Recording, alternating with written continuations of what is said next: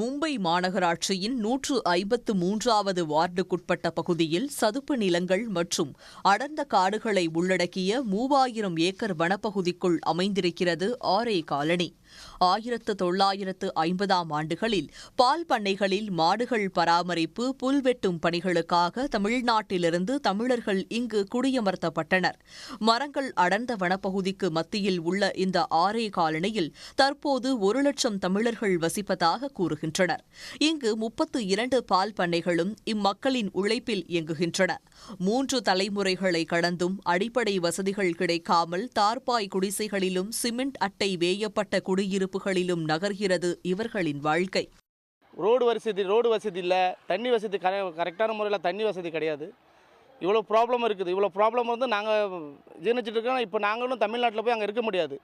நாங்கள் ஏற்கனவே பம்பையில் பிறந்து வளர்ந்ததால நாங்கள் போய் தமிழ்நாட்டில் போய் நிலத்தில் பார்த்து நம்ம வேலை செய்ய முடியாது.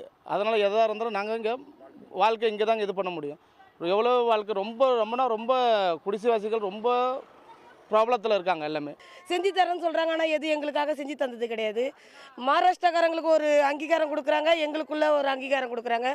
நாங்கள் இந்த ஆரே காலனி யூனிட் நம்பருக்குள்ளே மட்டும் மீட்ரு வர்றதுக்கு அலோட் கிடையாது, வீடு கட்டுறதுக்கு அலோட் கிடையாது, மால் மட்ரு வர்றதுக்கு அலோட் கிடையாது. மற்றபடி கொகுல்தாம் சைடு, கோரேகாவ் சைடு இவங்களுக்கெல்லாம் எல்லாவோட உரிமைகளும் இருக்குது.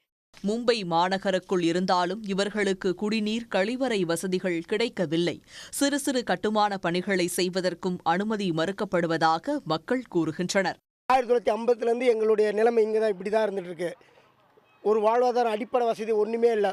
ரொம்ப கஷ்டத்தில் வாழ்ந்து கொண்டிருக்கிறோம். திரும்ப எங்களை இதை விட்டு கிளப்புறதுக்கு தான் முயற்சி தவிர யாரும் இங்கே நிரந்தரமாக இருக்க வைக்கல.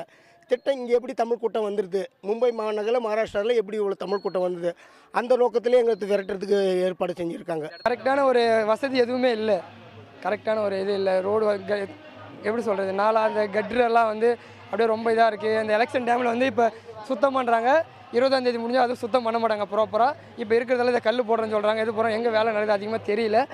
இதற்கிடையே ஆரே வனப்பகுதியை சுற்றுலா தலமாக்க ஷிண்டே அரசு திட்டமிட்டு இதற்காக இங்குள்ள குடியிருப்பு வாசிகளை வெளியேற்றவும் முயற்சிகள் நடப்பதாக கூறுகின்றனர் இந்த பகுதி மக்கள்.